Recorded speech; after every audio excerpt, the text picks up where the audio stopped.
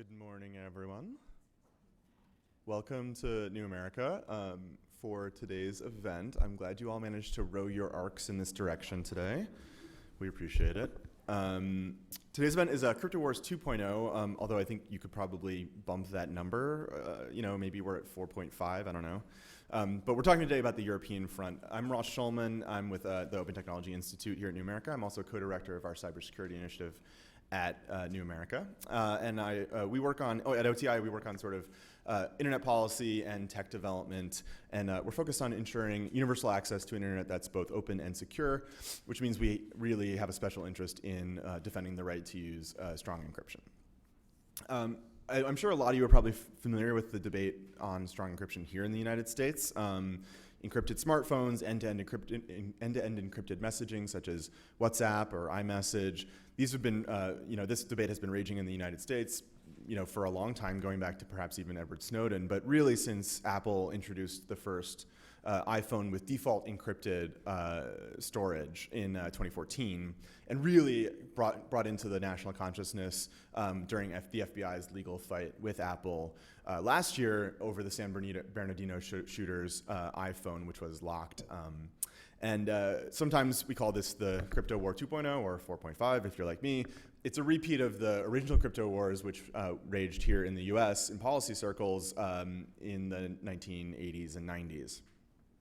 As recently as March of this year, before he was removed, FBI Director Comey, in a number of public speeches, once again started beating the drum, pressing for action either by the government or sort of voluntarily by the companies to make sure that encrypted data wasn't sort of outside the reach of investigators who were investigating crime. At the same time, sort of a united front of tech companies, privacy advocates like ourselves, security experts like ourselves, we're saying that basically any undermining of encryption, whether it was voluntary or mandatory by law, would basically be dangerous for civil liberties, for privacy, for cybersecurity, and also for general commerce. At the same time, it would completely not have the effect of keeping encryption out of the hands of bad guys. And if you're curious about that, see our paper, The Crypto Cat is Out of the Bag, from last year, I think. Might be 2015.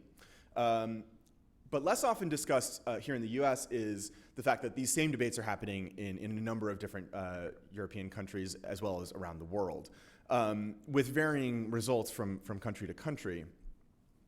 This has prompted us here at OTI to start doing some research about the state of the debate in three of the biggest Western European democracies, the UK, France, and Germany. To see what lessons we can learn and what we might be able to apply in the terms of rhetoric or tactics here in the United States, and also vice versa. What can we sort of export? That research is coming out in the form of a number of papers over the next month, the first one next week. In the meantime, we wanted to hold an event on the topic, though, to basically bring in additional experts on the European situation. Although, despite my many furious emails and phone calls, we couldn't actually get someone from the EU to fly to DC and sit on this stage for an hour, surprisingly. So no actual Europeans joining us today, but the people we do have on the stage are quite knowledgeable. And so with that said, and to introduce those fine folks, I'm going to turn it over to our moderator, OTI policy analyst, Andi Wilson. Hi, everybody. Thank you so much for coming on this very wet morning.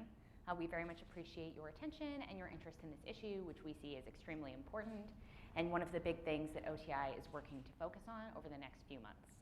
I'd like to introduce our panelists. This is Professor Ashley Deeks, the Assistant Professor of Law at University of Virginia Law School, right? Kevin Bankston, who is my boss and the Director of New America's Open Technology Institute. Bijan Madhani, Senior Policy Counsel at the Computer and Communications Industry Association. And Amie Stepanovich, US Policy Manager and Global Policy Counsel at Access Now. We're going to ask a lot of questions and have sort of a very flexible dialogue, hoping to give you guys both more information on the broader components of this debate and also nuance into some of the more complicated yet very interesting, thorny problems that we're facing in Europe. So, Professor Deeks, could we start? You've written an excellent paper for the Hoover institution that sort of covers broader dynamics of encryption in the international debate. Would you be able to give us a bit of an overview to help us get started in this conversation? Yep, sure. Thank you very much for the invitation. I'm looking forward to engaging in the discussion. As Andy mentioned, I'm actually an international lawyer, not so much an encryption specialist, but somebody had asked me to take a crack at writing an encryption paper. And so my thought immediately turned to the question about, well, what has been happening on the multilateral international stage writ large? As I know debates were occurring in the particular individual countries domestically, I was curious which issues had kind of percolated up to an international level for discussion. And as I researched it, it occurred to me that there are actually, it's a little bit of a Rashomon problem. I don't know if you guys have seen the famous movie that tells a story from 4 or 5 different perspectives, and each story is quite different. I think similarly, we could think about encryption as having a kind of Rashomon element to it. I think there are at least 4 and maybe 5 different lenses, international lenses through which we could view the question. So one lens is human rights. Another lens is law enforcement. A third lens is intelligence. A fourth lens is trade and commercial. And then a fifth lens is export controls. So I think one of the points I want to make today is the forum in which encryption questions percolate up is going to help dictate the outcome of the debates. I think if we see the most robust discussion about encryption in a human rights forum internationally, that will correlate to the kinds of outcomes we might see. Or likewise, if the commercial lens dominates, then we might expect a different or maybe the same kind of outcome. And I think we can see this fragmentation in thinking about who has the lead, even in the leaked National Security Council paper that came out, I think maybe about 1.5 years ago, where internal to the US, you could see different agencies having very different views about whether we should favor strong encryption or weak encryption, right? With the State Department, the Commerce Department, US Trade Representative favoring one outcome, the FBI favoring a more law enforcement protective outcome. And interestingly, I think the intelligence agencies a little bit divided because of their dual mission. I'll say a little bit more about that in a sec. But just to very quickly kind of say a little bit about each of those 4 or 5 lenses to get us thinking about maybe the country-specific perspectives that we will hear a little bit about. So in terms of human rights, the activity we've seen to date through that lens actually has been through a UN special rapporteur named David Kaye, who's a special rapporteur for freedom of opinion and expression. He's written a paper that's very pro strong encryption. I think a new human rights-like treaty on this topic is very unlikely. But I think we could see potentially some action in the UN General Assembly. We saw a resolution a couple of years ago about the right to privacy in the digital world. We might see similar interest focusing on encryption, although I should say, I'm not really sure if you polled the General Assembly which direction they would go. In terms of law enforcement, I think there's actually been not much international discussion within the group of actors from the various states who represent law enforcement. I suspect there have been sort of discrete conversations bilaterally among, say, the US and the UK or the US and Germany, but I don't know that there has been a kind of robust multilateral conversation about law enforcement. Intelligence, I think we will probably not see much of a public multilateral conversation on intelligence because we never do. The exception maybe being the Five Eyes. You guys probably know that it's 5 states, the US, UK, Canada, Australia, and New Zealand coming together and having conversations. I expect that encryption has been part of those conversations as well. And it might be that the states are talking about sharing hacking techniques or other interception techniques related to this question. In the commerce frame, there actually has been a little bit of international work here, There have been trade treaties, TTIP and the TPP both contained provisions that talked about encryption, but they were addressed somewhat ambiguously, so it wasn't not quite clear what the treaties were and weren't requiring. I noticed that a number of international companies have flagged potential problems with some of the Chinese legislation and threatened potentially to bring China to the WTO. So that's another international forum. And export control, I think there is something called the Wassenaar Arrangement, which regulates encryption. I think this is a forum in which it will just follow whatever policies are chosen in the other areas. So I think just to close up, I think where you sit is where you stand on this. Different domestic agencies obviously have different missions. So which agency has the international lead will help, I think, predict the direction this conversation goes. Some groups have more powerful constituencies than others, and they also produce different kinds of international law. So trade discussions often end up in a binding international agreement. Human rights discussions often end up with a much softer form of international law. I think we've seen limited international action, largely because states themselves are still fighting internally about what their policies should be. But I think this opens an opportunity for the United States to be strategic in figuring out which forum it wants to, or fora it wants to have these discussions in to help drive the outcome. Thank you so much. That was really helpful, I think, for a lot of people who are sort of new to this issue. I'm going to ask before I move on, do you see any opportunities for the US to help shape international discussions here? Absolutely. I mean, I guess it will require the United States to decide which foot it wants to put forward. But the US is very good at negotiating with other states, setting the stage for persuading other states to go a particular direction. I think, as we all know, there are some countries that will not necessarily follow our lead, right? China and Russia will be hard to persuade in any forum. But that's sort of my final point in my comments was trying to indicate that I think the US could be smart about coordinating across fora and choosing a particular forum in which to push the conversation. That can help predict which outcome we're going to see. So I think people within the government, it would be useful for them to think strategically about which agencies of ours to empower in that conversation. So basically, if we can decide within the US what we want, and if the government can come to some sort of consensus either way, then they might be able to play a significant role and really move the global conversation. That's right. That it also requires a certain level of foresight. We're good at responding to emergencies, and that may well be what ultimately forces us to make we're going to decide pro-crypto, anti-crypto. But I think they could do something more proactive and decide we are ultimately going to favor strong encryption. So that means we're going to dispatch people to the UN to see if we can drum up energy in the General Assembly, or we're going to send our US trade representative to have bilateral conversations about new trade treaties that involve encryption and so on. Great. So as Ross said, OTI is working on a set of 3 papers talking about 3 European countries, the UK, France, and Germany, and specifically the encryption debates there. The laws that are new or old, things that affect encryption, and which actors are having the most impact. Kevin, would you be able to give a little bit of feedback on sort of what those papers are looking like and how they're going? Sure. I'd be happy to talk about that. Thanks, and thanks everybody for coming. So we are doing this research with an approach, a comparative approach, because we want to compare the debates that are happening in Europe to the debate that is happening in the US, which leads to the question, well, wait, what is the debate actually about?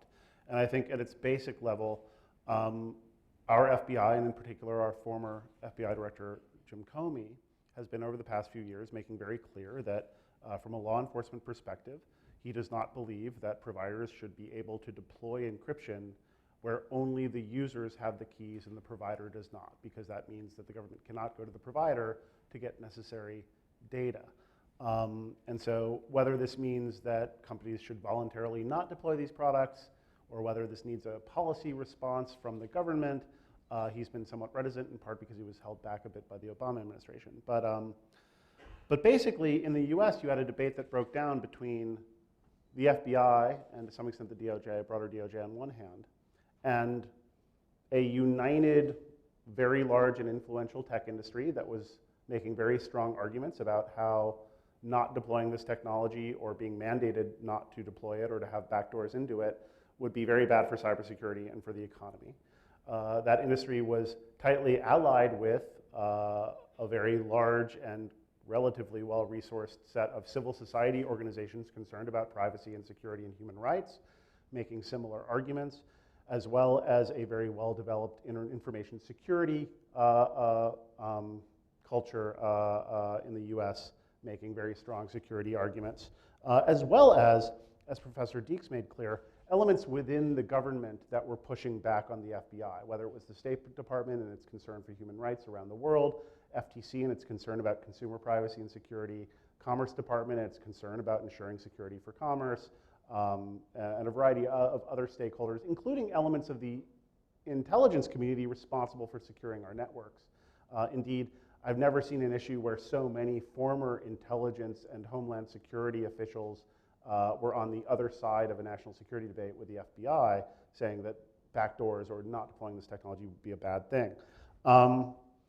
Also, and importantly, there haven't been many major terrorist incidents in the US in the past decade or so, and all of this added up to the Obama administration punting on the issue, deciding not to seek legislation on the issue, and a bill that was introduced by Senators Feinstein and Burr that would have sort of bluntly required that all encrypted things be decryptable by the provider was pretty universally panned and didn't go anywhere. This all culminated at the end of last year with a report from the House Judiciary and Commerce committees that have been charged at looking at this issue. And looking at it from a variety of directions and taking a bunch of stakeholder input, they ultimately concluded, basically, we're not doing backdoors, how else can we help you? Or in other words, undermining security is not in the best interest of the United States, and especially its cyber and economic security. We need to be looking at other ways to ensure that law enforcement can do its job in the 21st century, whether that's better utilizing the data that is not encrypted, using hacking as an alternative investigative technique, looking into how do we mandate disclosure of keys by our targets, et cetera, et cetera. And so Comey did come back out swinging this spring with a couple of speeches in March, raising the issue again in the context of a new administration, but then he lost his job. And so we're in the midst of a kind of uneasy peace that will likely be broken as soon as the FBI figures out what it's doing, and or if and when there's another major security incident. There is no such uneasy peace in Europe. In no small part because of a steady rhythm of terror attacks that is placing a lot of political pressure on this issue. And so there are a few other general contours of the debate in Europe that basically apply to all three of the countries I'm talking about. First off, there is not a huge domestic European internet industry of big internet giants that consumers know and love and trust, mostly, that has a lot of political sway in Europe. If anything, the US companies, being the biggest people arguing on this issue in Europe, can, and in some cases, especially in France, has been somewhat counterproductive, where the issue is viewed through the lens of tech imperialist US companies imposing their own policy judgments on Europe and disregarding its terror troubles in favor of their business models, which I don't think is a particularly accurate frame, but it is one that is clearly in place in Europe, especially in France. Meanwhile, civil society, that is especially internet policy, domestic policy focused civil society organizations, that ecosystem is about a decade behind where we are in the US. It's not as large, it's not as varied, it does not have the same amount of resources, nor is it as, on issues such as this, tightly aligned with domestic or foreign tech industry. Meanwhile, there is not as large as or as vocal of an information security community engaged in these debates, unlike here in the US, where you had an ISEC community that had already been through a crypto war already and knew what this kind of fight looked like and was eager to engage. Germany is a big exception. There's a big hacktivism community there that's played a big role in these discussions there. But all in all, the pro-encryption camp, as it were, has been pretty seriously outmatched rhetorically and politically in Europe, in most countries. And things have been pretty fraught. So I'll quickly walk through what's been going on in the UK, France, and Germany, and then we can move on to talk about what's been happening in the EU. In the UK, they've already passed a law that might address this issue. They passed something called the Investigatory Powers Act last year, which is a broad surveillance law that did a whole wide range of things. Amongst other things, it authorized these technical capability notices to be issued by ministers to companies demanding that they maintain or develop certain capabilities to assist in lawful surveillance by the government. Whether or not these capability notices could be, for example, served on an end-to-end encryption provider and require that provider to no longer offer end-to-end encryption by, say, developing a key escrow system to unlock messages for the government, is unclear. These notices are supposed to be, in human rights parlance, necessary and proportionate. They need to be technically feasible. They need to be reasonable and practical, or reasonably practical, I'm not sure which.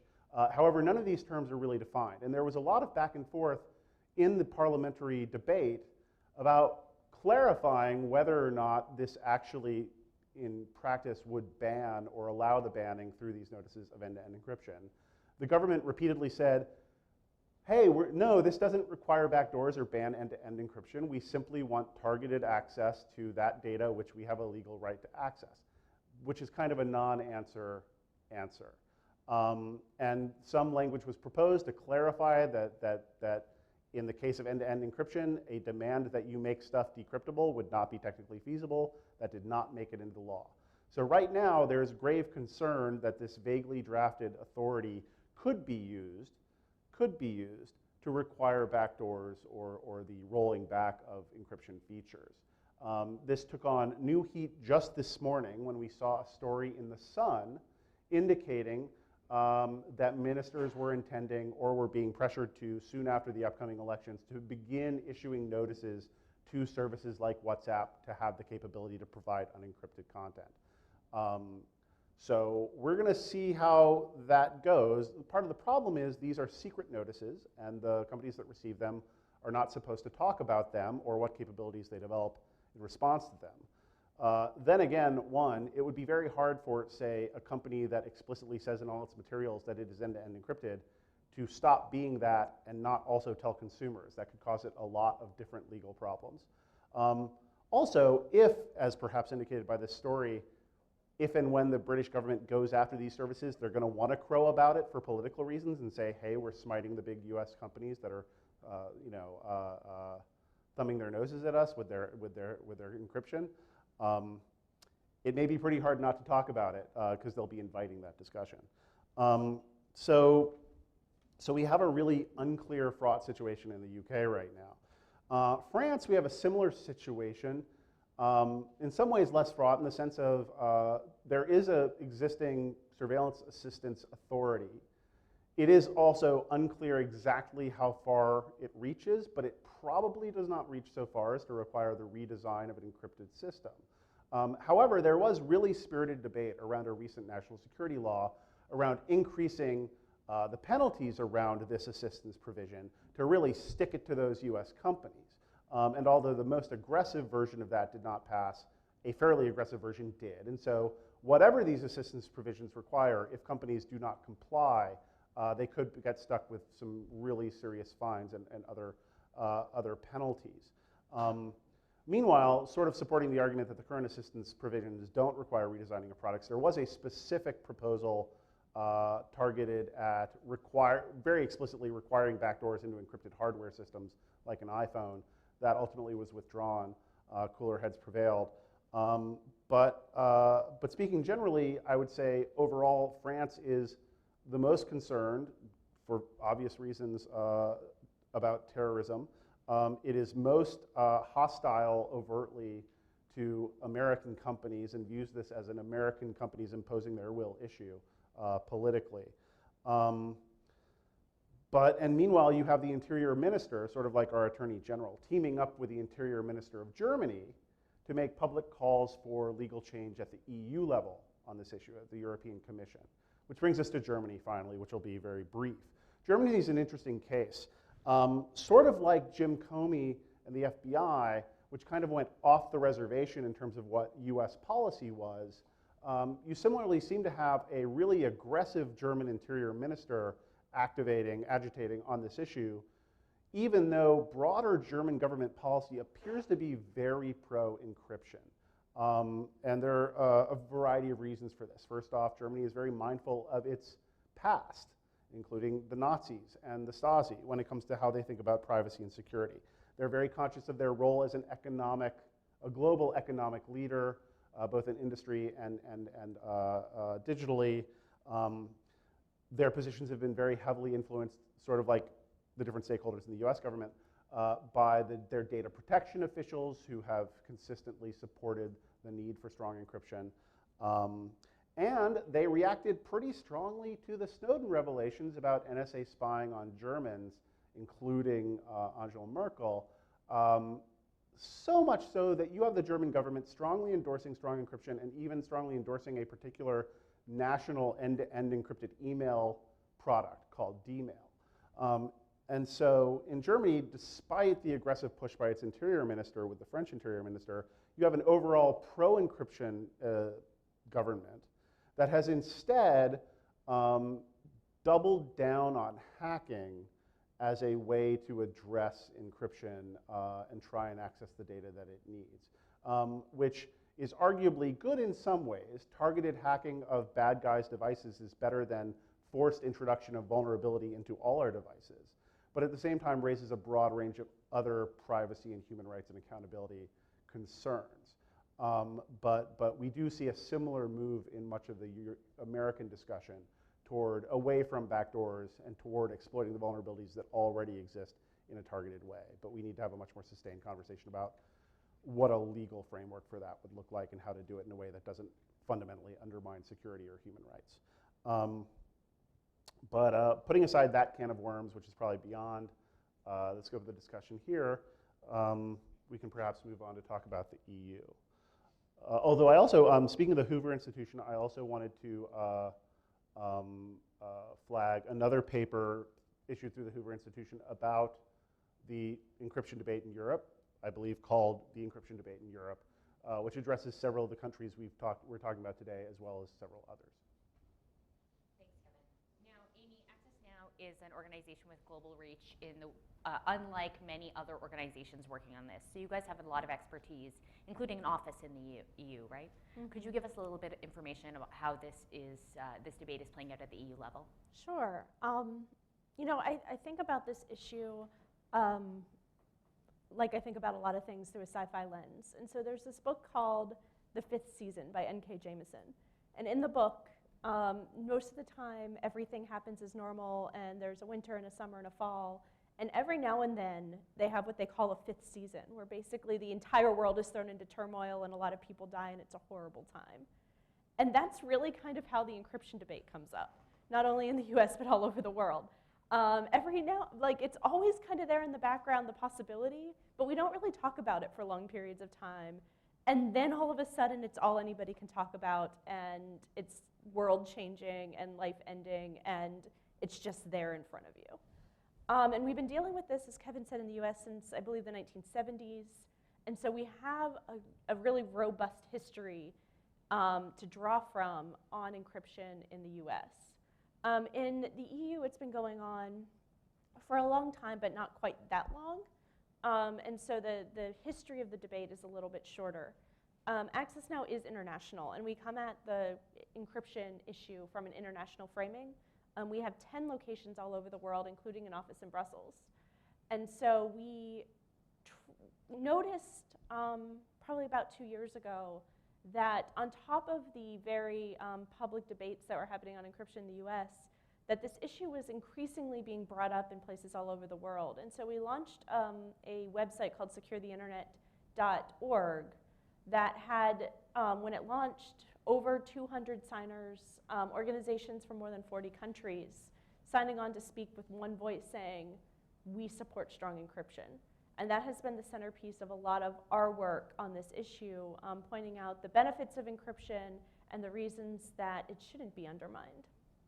So if we look at that specifically in the EU, I think there was a big turning point we saw around July of last year, and that's when Europol issued a report that seemed to say, we no longer think we should undermine encryption, and seemed to, in our mind, indicate that they were going to get to these much bigger, broader, harder questions behind the topic of encryption, like when and if government should hack into devices, the question of data localization, data retention, these things that governments really want that are potentially incredibly harmful for human rights, and conversations that haven't been happening as much or as vocally because organizations have been putting many of their resources into fighting this encryption battle, which doesn't leave a lot of air in the room for these other conversations. So we thought in July that we would be moving on from the encryption debate in the EU. But again, lessons learned from the US, that it's never as easy as that. And by the time the end of the year rolled around, what we had seen was that the EU was putting out these questionnaires to member states. And they wanted to know how member state governments were encountering encryption and what laws they had that they thought dealt with encryption. And so they were asking questions, and we could see the questions, but the responses were not public. So along with some of our EU partners, we started supporting the filing of FOIA requests, or the EU equivalent of FOIA requests, Freedom of Information Act, to the various governments, asking for them to make their answers public. And eventually received, I believe, all of the answers to the questionnaires, or at least a good majority of them. And we're able to tell from that that this is a very, very live issue in every single member state. It is something that they are thinking about, it's something that they are talking about, and it is something that they see as a hindrance to law enforcement investigations. They say that they come up, in almost every questionnaire, they say that they encounter encryption frequently, if not all of the time in investigations, and that it blocks them from being able to have access to information, which we thought was very interesting. Around the same time that this questionnaire was going around and we were getting responses back, France and Germany sent this letter to the EU with really positive language on encryption, but bringing the framing back to the issue of encryption. And so like I said, we thought we had gotten past that. We thought we were able to have these other conversations. And then the framing came back around to, no, let's focus on encryption again. Now, that could be talking about government hacking and data retention and all of these other issues. But putting it in the encryption framing once again brought that issue back to the center of the conversation, and the question of if the answer was going to be backdoors or mandates back into the conversation. This year, in the wake of having gotten those responses, we're seeing that conversation open back up again, but still in that encryption frame. The EU has launched a roundtable. It is largely seen to be centered around this paper that was co-written by Bruce Schneier and Oren Kerr on encryption workarounds. Again, these are not ways to undermine encryption. These are not blanket backdoors. But they are using that encryption framing. Let's keep encryption as part of the conversation. Let's not remove that, which is what we think really needs to happen. Let's not assume strong encryption. Let's keep it there, which continues this possibility that we could go back to these conversations about mandates on encryption, things that companies should be forced to do, instead of moving past that. In the meantime, just two member state developments that I think are particularly relevant that Kevin didn't mention from his 3 reports. One is that the Netherlands has really come out as the leader to date in support of encryption from a government perspective. They issued the strongest statement I've ever seen from a government on the topic of encryption. Still not what we would call, a great statement, but a really solid, good statement. Basically saying we think this is important, it contributes to the economy, and we don't want to undermine it right now, which is good, but that means that there's still this gaping hole globally for a leader to step in on encryption and really support and foster encryption robustly from an international perspective. A lot of times with human rights issues, the US or other Western democracies will step in to that leadership role, but no country has yet. So we have the Netherlands almost there, but otherwise it's a hole left open. The other side of this in Italy, what we saw earlier this year is actually a legal proposal, a draft of a bill on government hacking, which is quite interesting because A, it shows that Italy has decided to focus on government hacking as a alternative to focusing on encryption, and B, it was revolutionary from a legal framework hacking perspective in that it was really trying to make rights central to that conversation. And whereas Access Now has said publicly that we don't necessarily think hacking by governments is good for human rights, that this is something that is going on, it is happening all over the world, it is happening in an increasing manner, and we're not talking about it and we're not providing safeguards for it. So in a world where the Italian government is going to conduct hacking operations, at least having this legal framework in place that is quite positive and robust, we think, is a good thing. And so we have those two states doing, I think, pretty interesting things away from the backdooring encryption world that I find fascinating. Could I add a couple of points there? Sure, Two go things ahead. just spinning Go off ahead, of what Kevin. Amie was saying. First, sort of going off the French and Germany letter that said really nice things about encryption while at the same time attacking encryption. This is actually a rhetorical mode we are seeing a lot. My favorite, most recent example was Jim Comey in his last speech saying, I love, love, love, love, love encryption. And I am not advocating for backdoors no matter what all those journalists are saying. While at the same time saying there absolutely must not be any spaces where there's encrypted data that we can't get at. Which either means not deploying that encryption or introducing a backdoor, i.e. some sort of key escrow system where not only the user holds the keys so that the government can get it. And in fact, just as he's saying, I love, love, love encryption and I don't want backdoors, or I'm not asking for backdoors, he then cites as an example of what he'd like to see the device management system used by the FBI such that all of its admins can access all of its agents' phones, which is sort of a paradigmatic backdoor. And if you want to understand the security concerns here, like imagine the complexity and difficulty of doing that and doing that securely for every phone on the planet. Jim Comey didn't seem to actually understand that there was a significant difference in those two things. The other thing was, in terms of who are the leaders going to be, the ideal situation here would be if the US and Germany could team up like crypto super friends and be the guys who really stood up on this issue as a security and a commerce issue in the face of the increasing pressure from the UK and France, including at the EU level. And there are some transatlantic dialogue efforts to sort of build that kind of relationship. But with our FBI and their interior ministry sort of as free radicals in the system, that's going to be a real challenge. Thanks, Kevin. Now, is the love, love, love, love a direct quote, or are you paraphrasing here? I mean, I think there were at least 4 loves. There were a lot of Excellent. loves. Yeah. So everyone has talked about the role of the companies, Bijan, and the dramatic reaction that some of them have had, first in the US to the request to decrypt the San Bernardino iPhone, but also to the Investigatory Powers Act.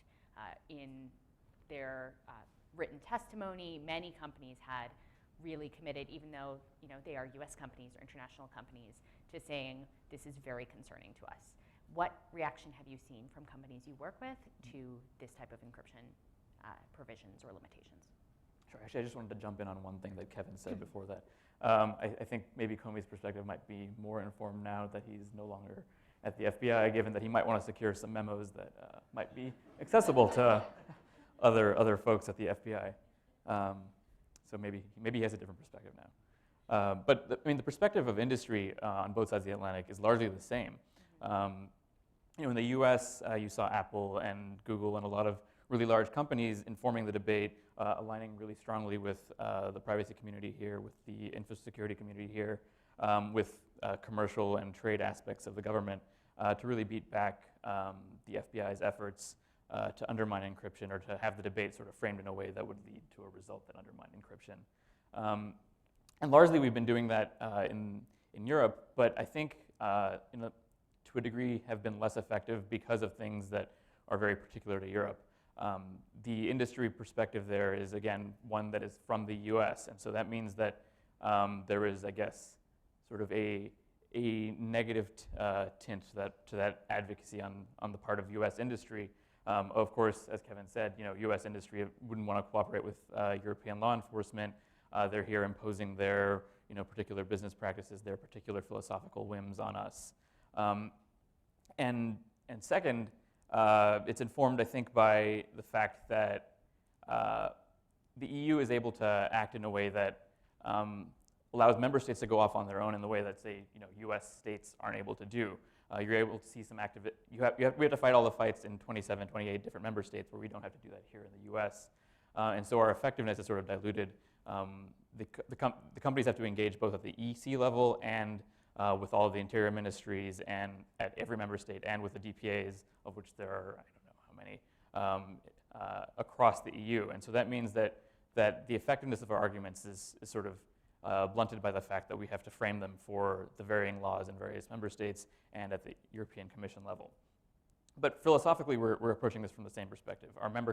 Our users' privacy and security is incredibly important, not just to our business practices and to making sales and providing services to European users, but also to our internal philosophical, the company's internal sort of philosophical perspective.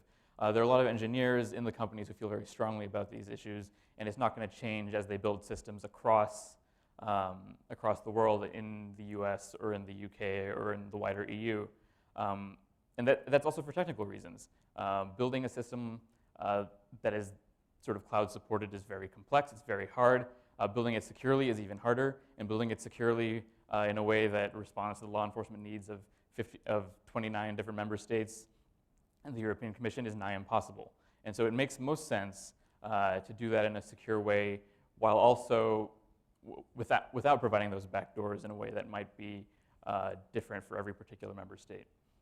And so it's a business issue, it's an inherent philosophical issue, but our effectiveness is, I think, blunted by the fact that the EU is a very different place than the US. Thank you. I'm going to start a more open question with you. So the Investigatory Powers Act is basically the best example we have of new legislation within Europe, because it is clearly defined and has specific provisions that could apply to encryption. Also, US companies were targeted directly during discussions about the Investigatory Powers Act, with WhatsApp and Apple and Facebook being some of the companies that were brought up early on when Cameron was talking about reasons that we might need access to this type of information. Now, this week, we have these technical capability notices that look like they will be coming into effect shortly after the election. This statement from The Sun, UK newspaper, which has not been, is no citation, but it was picked up by many other media sources, saying that as soon as, right after the election, which is in early June, these technical capability notices, which require companies to provide access to information that could have been encrypted. Again, the provisions to sort of regulate or limit encryption in the Investigatory Powers Act haven't been used yet. We aren't quite clear on how they work, but these could significantly impact US companies. Do you think that there's going to be some sort of crypto tipping point for companies when either they're asked to build in backdoors, too many requests are needed, where they will, buck European governments, we won't do this statement? I mean, I think that's historically proven to be the trend for all companies, even in the US. You saw it with the sort of Apple San Bernardino case that ended up being the sort of larger, I guess, flashpoint culturally here. And it may be the case that when there is a request pursuant to a technical capabilities notice, and they assess that it is technically feasible to build one of these backdoors or roll back end to end, just for, I guess, the UK arm of this particular provider services, or for this particular case, that you might find that perhaps not, at that specific moment, because it is, as Kevin said, the nature of these requests to be secret and the responses to those requests to be secret. It may be that you'll see a wider conversation happen when the government sort of crows about the fact that they has started sending these requests out and haven't received any public opposition to that. And then, of course, you'll find companies that are philosophically very opposed to this sort of backdoor access then say, hey, actually, no, we received these requests to the extent they can, or we haven't received these requests, but we have problems with them. And then that wider conversation will then happen. I'm not sure that it'll happen in the same way that there was sort of litigation over it here, but there will be sort of a pushback as they receive something from one of the secretaries of states or the judicial officers they now have there. I think there's one. Yeah, go ahead. I was just going to, it's interesting you raised the litigation point, because I was going to ask whether we know precisely or can envision how that might ultimately play out if there were an interest in litigation, right? My understanding is there's a sort of quasi-executive actor who oversees these requests, but surely there is ultimately some way to litigate, whether it's in the European Court of Justice, maybe even the ECHR, and whether you guys have thought about that at all in writing the paper. Honestly, that's something we're trying to figure out exactly what the pathway through the British courts would look like. I mean, there could be resort to the European Court of Human Rights. Until the UK has disentangled itself from the EU, there could be resort to the European Court of Justice. But in terms of, I mean, there doesn't appear to be any explicit appeal path provided in the statute. Meanwhile, there is this sort of consultation process that's supposed to happen with the companies prior to the issuance of the notices to try and game out what is technically feasible or not. I understand that those consultations, which are not open to the public but do welcome public comment, have closed now, and we don't actually know exactly what the results of those are, although hopefully we will. And that may provide the fodder for at least public debate over what they can and can't do and whether it makes sense or not, whether it's technically feasible or not. 2 points there.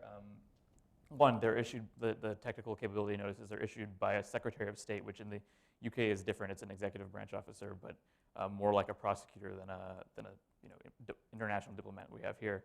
And the Secretary of State is answerable to Parliament, and so there is sort of a congressional, or I guess a sort of a legislative check there, but I'm unclear on how, if the companies are unsatisfied with one of the notices, they can sort of take one of the notices back to the technical advisory board that informed it, and then go from there to the Parliament. But I imagine they have a secret proceeding that allows for at least an initial line of review there. Beyond that, I imagine it would have to go to the CJAU. So before I move on to more international issues, Kevin, go ahead. I wanted to, just to continue on the UK, the fact that this is aggressively coming up right now, like at this moment, is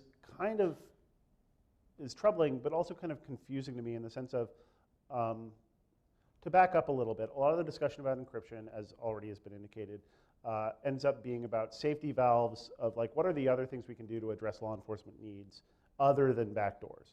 One of the biggest conversations we've been having over the past couple of years is, how do we address the need of law enforcement for data across borders? And this is especially acute with the UK, which has made this a big issue, where it needs in its domestic investigations, like the emails of a UK suspect in a UK crime, but they have to go through the rather slow and arduous mutual legal assistance treaty process to get the data, which they resent both because it takes a long time and it requires them to meet our legal standards for a purely domestic crime.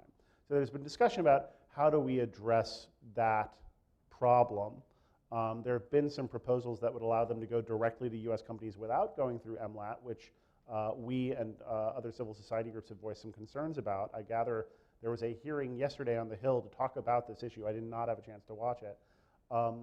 But it seems really funny to me that in the midst of the UK trying to negotiate an answer to this question, which would basically require buy-in from the US, buy-in from the US companies, that at the same time they're trying to have their kumbaya moment on that issue, they're going to be overtly attacking the US companies on a related issue. And I would think, or indeed kind of hope, that if they do that, that's going to blow up this other thing. Hope is a strong word. I mean, certainly I would rather have a civilized negotiation about how to deal with cross-border data rather than a war over encryption. But it just seems, I'm not sure if the left hand knows what the right hand is doing or whether this is part of a strategy or if they're just flailing around. But if I were them, I would probably not be taking this particular moment to aggressively go after US companies on this angle.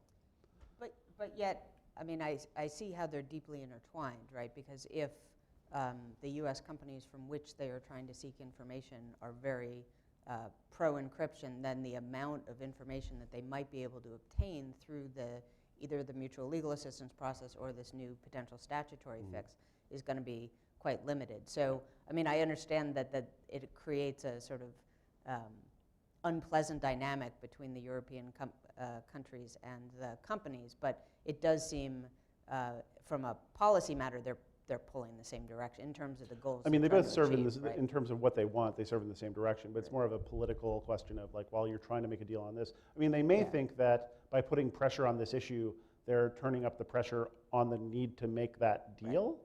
But at the same time, if they're making clear that we're going to go forward and screw you on this encryption thing no matter what you do over here, like they're pulling on the lever so hard that they might break it. But really, from their perspective, I think the rationale is the same. Like, here are these monolithic US companies that are disrespecting our law. You brought this up early on. And the desire to undermine encryption of monolithic US companies and the desire to put them at the mercy of the foreign legal systems and make them respond directly to legal process, both respond to this perception that companies do not want to respect the laws of the foreign country. And this is not only happening in the UK, it's not only happening in Europe, it's happening globally. And I think a lot of these other responses we're seeing are further evidence of that. The idea that countries want to apply their law extraterritorially, the idea that they want to require data to be localized within their jurisdictions, these are all responses to that same thing. And if you don't have that conversation about all of these things together, you're really ignoring the fact that they're all systemic of the same problem. I think you're seeing that relationship between the cross-border issue and encryption more explicitly even at the European Commission level, because honestly, Brussels is a very small place and the people who engage on both those issues are basically the same. And in fact, the roundtables that are happening on encryption are actually preceded in the same day and the same location by roundtables on e-evidence. And so the same people will have this conversation about e-evidence, then suddenly wipe their minds and have a conversation about encryption and pretend that they're unrelated. But from the perspective of the companies I know, they're not entirely unrelated. And in fact, there's sort of this expectation that if progress is made in sort of facilitating cross-border access to evidence and for EU law enforcement, either through sort of procedural fixes for MLATs or sort of bilateral agreements with the US, or sort of just other sort of technical fixes, having a single unified portal for law enforcement to reach out to a single point of contact. That'll sort of presumably lessen the pressure on the encryption political debate that is still ongoing at the EC level. There's that expectation. I don't know that it'll happen, and maybe perhaps industry is getting its hopes up that having a fix here will sort of staunch the bleeding in another area, but that is a hope of industry, I think, in engaging in this process. I think we came in with the expectation that those two things would be explicitly related, and I mean, implicitly, the same people in the room having the same conversations, and so we hope they respect that expectation. So talking about sort of that level, do you guys think that there's any opportunity for sort of international alliances on countries that think the same? We've already seen Germany and France speak publicly together, interior ministers, about these issues, but an EU-US backdoor mandate, or companies with more support for encryption coming together to speak publicly or protect encryption. Do you guys see any sort of international cooperation? I mean, I certainly fear an EU-wide mandate. I think it's within the realm of possibility. The existence of that, I think, would reflect back very strongly on the state of the debate in the US. Yet, at the same time, and this was referred to a bit earlier, it wouldn't actually solve their problem, which I think is still kind of primarily the biggest argument against it, which is, fine, you can have a mandate that applies to all of the companies that operate in the EU. First off, this technology isn't just in the hands of companies. A lot of it is open source. You don't even need a company to be behind it. You don't need servers behind it. You just need people installing the stuff and being able to publish the stuff. And unless you're going to be able to, enable some sort of worldwide censorship of all encryption code, which you're not, anyone who actually stops to think, gee, I'd like to communicate with encryption, will easily be able to do that no matter what some segment of the globe decides to do. So I think it is possible these countries could align themselves to try and address this problem through wrong-headed technical mandates. I don't think it'll actually get them what they want, while it will, I think, significantly hurt their own cybersecurity and their economies. And actually, I think this hurts me to say a little bit, but I think the lack of international agreement on these issues is a bigger problem, because instead you have China taking one approach, Kazakhstan taking one approach, Russia taking one, UK taking one, possibly the US taking one, which means companies are having to deal with 5 different approaches to undermining encryption, and that makes for a really weak product. And maybe some larger companies will be able to do different ones in different regions, but smaller companies are never going to be able to implement 5 different backdoors and 5 different products. And so then you're just having the bottom falling out because things are so weak. That flags another issue, which is the fact that I'm like hoping beyond hope that we can make a US-Germany alliance happen in the face of EU pressure. What we actually need is all of Europe and the US uniting to combat what China and Russia and to some extent Brazil want to do to the internet in terms of asserting basically their geographic borders onto the internet, being able to surveil and censor everything, not having any encryption they can't break. Like, we're actually in a fight over the global internet, and right now we can't even get on the same page amongst Western democracies. And that's kind of horrifying. Or within Western democracies, Or yeah, too, right?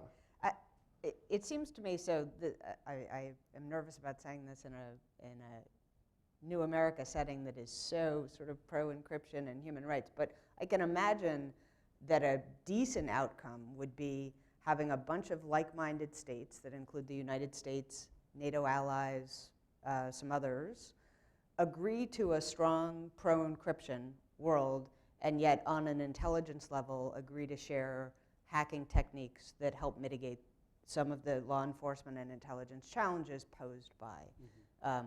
That might be not a perfect outcome, but maybe a sort of second best outcome. I mean, I think that's likely to happen no matter what.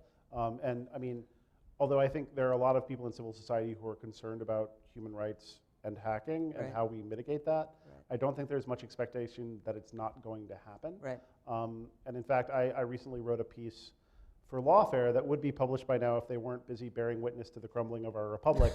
That basically lays out that there are 3 really hard conversations that we need to have instead of the encryption debate in order to deal with the encryption debate. Those are, 1, hacking, and how do we regulate it in a way that protects rights but still allows the government to operate in the 21st century. How do we ensure that the government is well trained in how to leverage the data that does exist, and to have access to tools to do that, which also includes, I think, a level of transparency from the companies that we're not getting right now about what they actually have, which frankly consumers could use as well. And then 3rd and finally, trying to address this cross-border question. And those are all questions that, for a variety of reasons, it's really hard for civil society to really say, yeah, let's talk about those things. But that's actually kind of what we need to do right now, especially. But then again, as Bijan says, we may be fooling ourselves that dealing with any of that will actually let the pressure off. So I have one more question before we move on to comments. Amy, did you have something you want to say? Just real quick, as one of the people who might be concerned, as Kevin puts it, about human rights and hacking, first, I'm not just worried. I actually have written a report about how human rights has a is majorly interfered with by government hacking, and there's a huge impact on global internet security by government hacking. But we've also been trying to put out frameworks and what needs to be in place in law on this issue. So I think civil society is engaging on this. They are coming to the table. They're willing to talk about it. It is a hard question. I actually see it as possibly an area where global civil society is going to come to odds with one another at some point over the next year. But I think a lot of groups are ready and out there to have that conversation. And as I started with, unable to because we keep having to fight about encryption. So you just gave me my perfect window for this question. One of the most important things we're talking about in our set of papers is sort of lessons learned for how civil society actors can do better at these European debates. In the States, groups of coalitions of companies, civil society, academics, technologists have really managed to make an impact, or at least managed to speak with strong voices in a way that doesn't seem to be happening in European countries. How would you guys think that these external actors from the US, but also within, can manage to influence these debates in a way that's more similar than they have in the US? Support local partners. Yeah. I think EU groups don't have the same funding ecosystem that US groups have.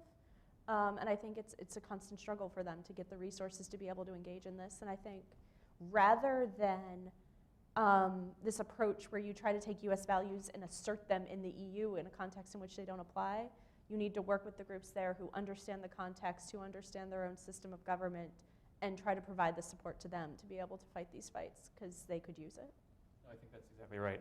First, on the front end about sort of supporting your local groups, in the U.S. you can basically have civil society in D.C. and largely affect U.S.-wide policy. You can't do that in Europe. You have to have everybody in every member state capital, and you have to have folks in Brussels. And so, in a lot of ways, civil society groups that might be quite effective here have one person or two people in Brussels, and somebody else covering every other member state, and that's not a recipe for success. Separately, I think one thing that needs to be, you can't come in with U.S. values. In fact, the most successful we've been at sort of protecting encryption in the EU has been by sort of thinking about European values on privacy and confidentiality and applying them to things that are coming out of the Commission. So one recent regulation out of the Commission is the e-privacy regulation.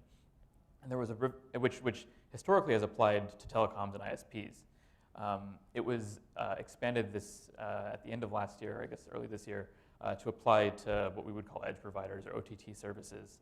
And there was a provision in there that is sort of mimics our CLIA, which is basically facilitated access to technologies for law enforcement purposes. And industry, the internet industry in particular, was very concerned that the particular provision in the e-privacy regulation would, we didn't say, oh, it's going to undermine encryption and that's going to affect the First Amendment and freedom of expression in the US. We actually framed it as, actually, no, this is really problematic for the fundamental rights to privacy and confidentiality under the EU's charters on those issues. And as a result, we got a actually press statement out of the Commission that said, no, this provision is not meant to suggest that there shouldn't be strong encryption and backdoors. In fact, those things are essential to protect those rights. So this provision is just more of a conversation starter about how you treat those issues. And since this is a commercial law, the regulation is meant to regulate sort of commercial handling of data. It was in fact said outright, don't do anything on encryption because of what this thing says. So does anyone have one final thought before I open for questions? Yeah, I mean, to answer your question, a few thoughts. One is, and I think this is true in the U.S. as well, and you could view this as pessimistic or simply pragmatic, but especially like folks like me and Amie, civil society, we are arguing from a principled position. The principled arguments are not what convince policymakers. What convinces policymakers is self-interest. What convinces policymakers is, you think this is going to help you, it's not going to help you that much, and it's going to hurt you in these ways in terms of security, in terms of your bottom line. That's how we win fights. That's how we won SOPA. Like, you can talk about free expression all you want. What won SOPA ultimately was concern about the security of the DNS system and how SOPA would undermine it. It's those kinds of arguments that really convince most, and yet those are the arguments that, at least based on what I've seen, European civil society is making least. Instead, relying more on the fundamental right to privacy and those types of arguments, which I agree with, and I actually are the reason why I care about this issue. But they're not, telling the MPs in the UK that, hey, you're just like Putin and North Korea if you do this. That may be right, but it's not going to win the argument.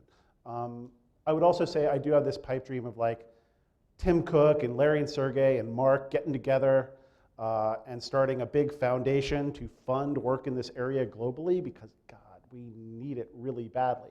There is not enough money, And at this point, there's not enough, in terms of supporting local partners, there's not enough resources or coordination with industry, which ultimately I think is necessary to win this fight. Like an old adage of one of my mentors on these issues has always been, when it comes to civil society, you win when it's civil society and the companies teaming up against the government, or civil society and the government teaming up against the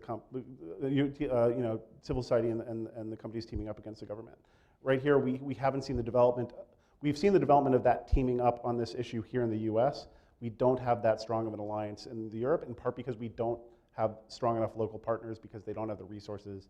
So money would actually solve that problem to some extent. Professor, do you have any final thoughts? On that last point, it sounds like, though, you would want to do it in a way that hides the hand of the companies, right? So one of the pervasive themes seems to be this skepticism about US companies sort of importing their profit goals onto European values. So it seems like you would have to do it with a light touch. And I also think, though, maybe paradoxically, if the US government came out and said, we are pro strong encryption, and here are the following 6 reasons why, that gives foreign governments useful talking points where they can say, look, another country that has very serious security problems has articulated why, on balance, it's going with strong encryption. That might help some of the governments internally. Okay, well, thank you so much to all of our speakers. I'd like to give our audience a chance to ask questions. So we have a microphone. Please wait for the microphone so that everyone and also people watching at home can hear your questions. I'm Mike Nelson with Cloudflare, web security firm.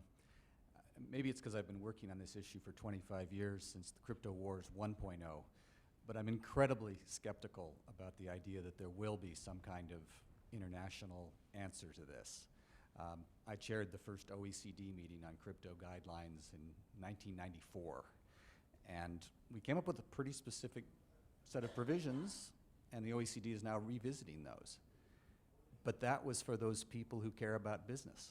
That was, as you said, the Rashomon problem. 3 months after I chaired that meeting, I went to Bonn, got to spend Thanksgiving with a bunch of law enforcement people from Europe. Now, they had a totally different idea. And they were going to go home and they were going to do that. I think the fact that we don't have agreement within the nations means that we're not going to get international agreement. And I think and this is where I would disagree with Amie, which I almost never do. If we actually got international agreement among the right-thinking countries, it probably would be for some kind of backdoor mechanisms. It would be for much less security than we have today. Because at the end of the day, the prime minister or the president has to have an answer when something really, really bad happens and thousands of people die and encryption was used. And saying that there's an OECD guideline that said it was okay, or even having a US proposal listing all the good reasons to have encryption, this is an intractable problem, and I don't see any place where we get all the right players together at the international level to fix it.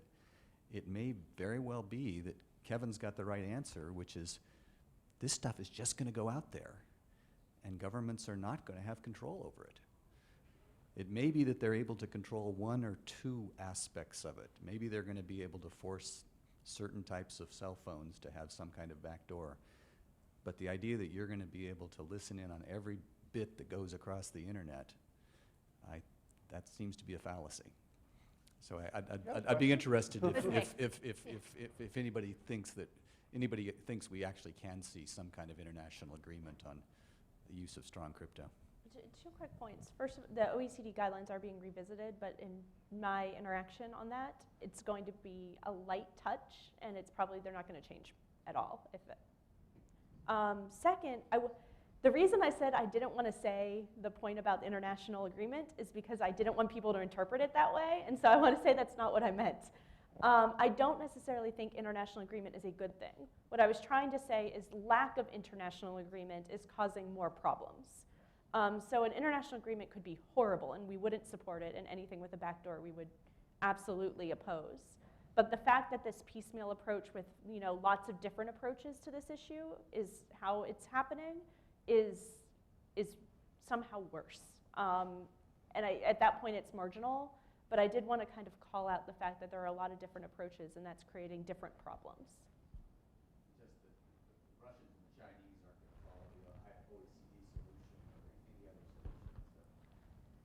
I mean, but at the end of the day, you know, China possibly has a ban on end-to-end encryption, depending on how you read their new law, but they haven't really enforced it as far as we know. If they were to enforce it, they have a fine with no maximum limit for a serious violation of that law. So I feel like we would know if they were to enforce it, because that could be a big problem, but we don't even know if they're going to use it. So it's on the books. Colombia also has a ban on encryption outright, except for high-ranking government officials, which have to have encryption provided to them under the law. Also not enforced, though, the encryption ban. So it's interesting to see what is in the law of these countries, but also interesting to see how they apply it. Speaking of high-ranking officials using encryption, we are seeing a trend of people in the US government at high levels.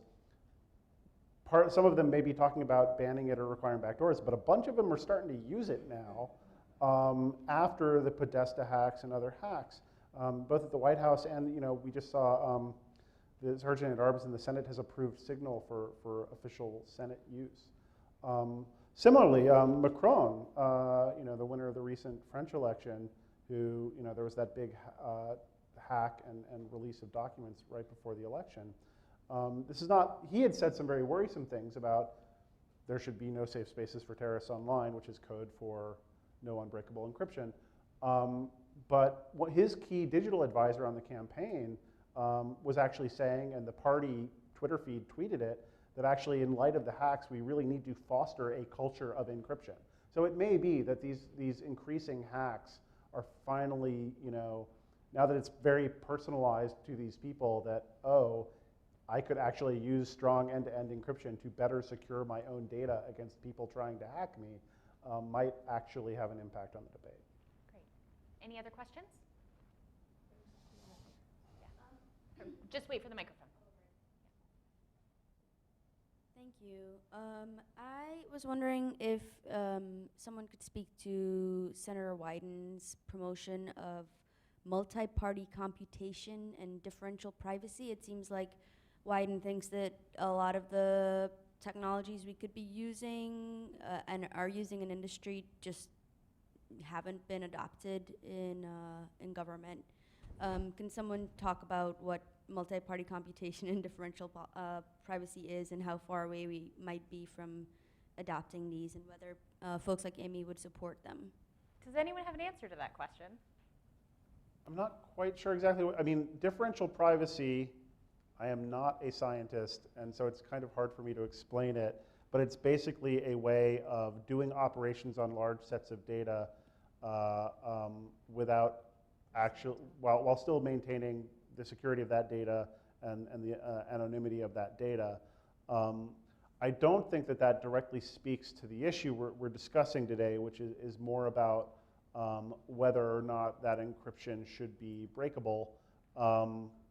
But I know that Apple has taken great strides in regard to differential privacy, so that, for example, they can better learn how to understand your voice or better guess how you're going to, you know, for word completion by gathering tons and tons of data on tons of people, but in a relatively secure and non-identifiable way, which is something, speaking generally, we're supportive of. But beyond that, I'm not sure I have much comment on that. I think the big thing here is that privacy and security are becoming things that companies are competing on, which is a shift that we've seen, I think, mostly post-Snowden. Companies want to say we are the most secure, we're offering the most privacy protective services. Some of these different aspects have become a part of that, and we think that's really good. We've been longtime supporters of privacy and security by design, and think that the fact that innovation is happening in the privacy field and in the security field is really a good thing. I will also just add, in regard to this debate in particular, Senator Wyden is probably our strongest ally in the Senate, which is much appreciated. And he also is attempting to thoughtfully address the issue of government hacking and has talked about the possibility of a bill to try and address that. He's not a fan of it, but he also wants it to be clearly and well regulated. So. Other questions? Our question mic person is coming by,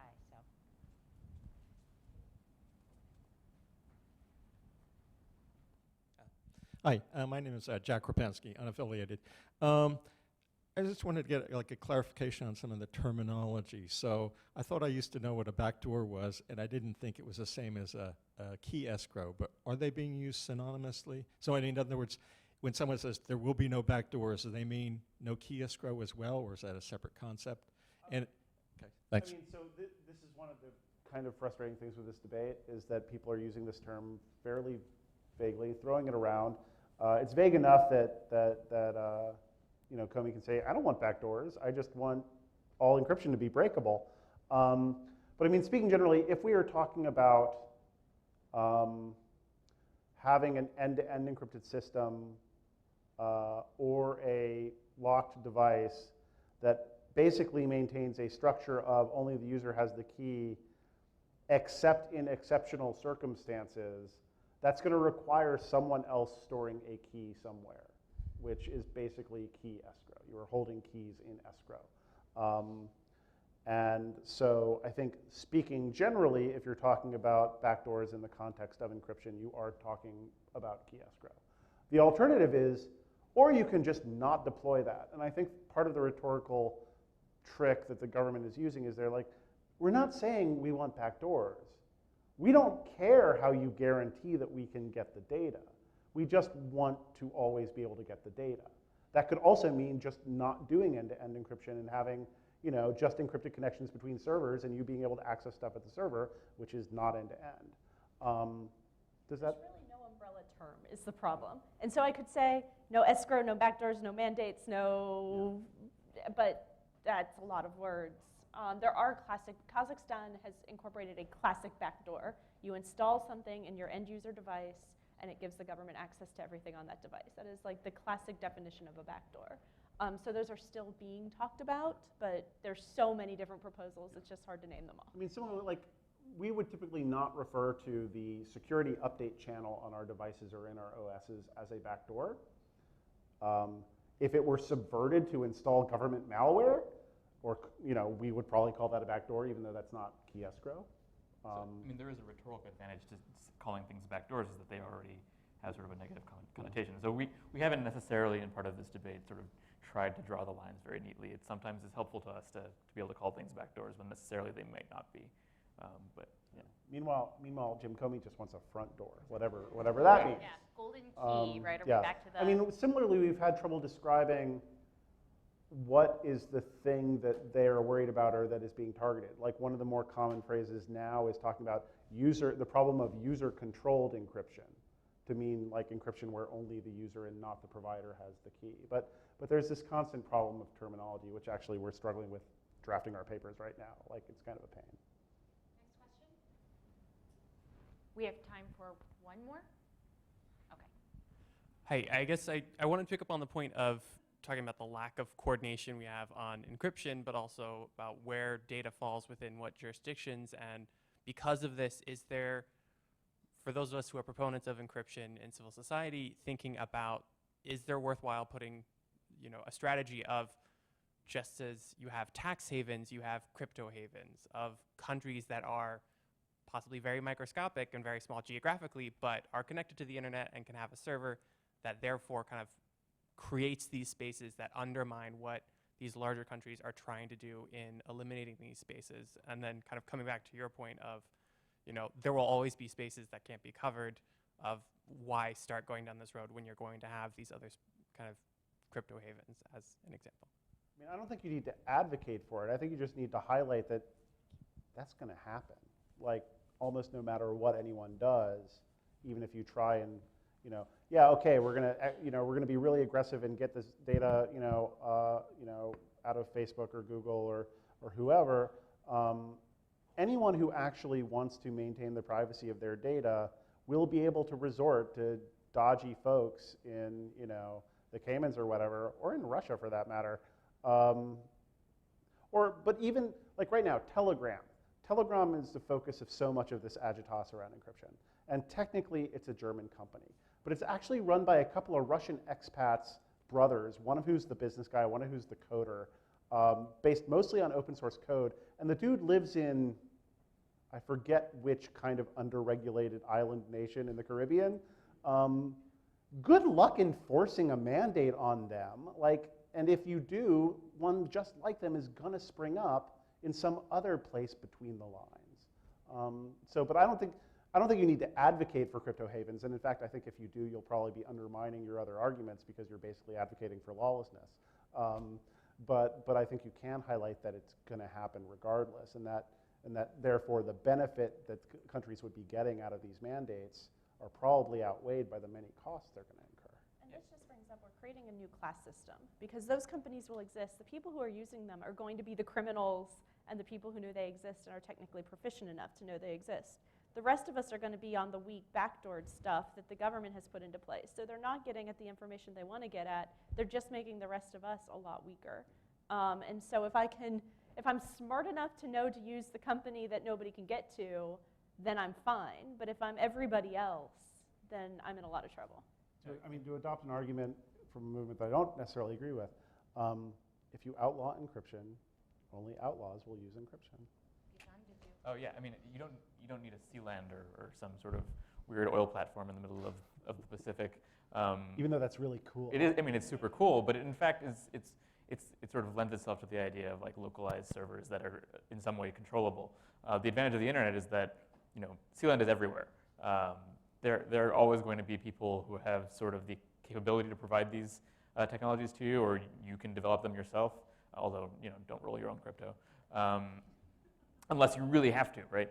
But that's the thing. You will eventually be able to, start up your own CLAN, or you can start up your own CLAN. So there's no reason to designate one particular area as that crypto haven. In fact, that sort of weakens the argument behind having encryption. In fact, it sort of centralizes the problem. Okay, I think that's all the time we have. So thank you so much for coming on this rainy day, and I'd like to thank our speakers. Thank you.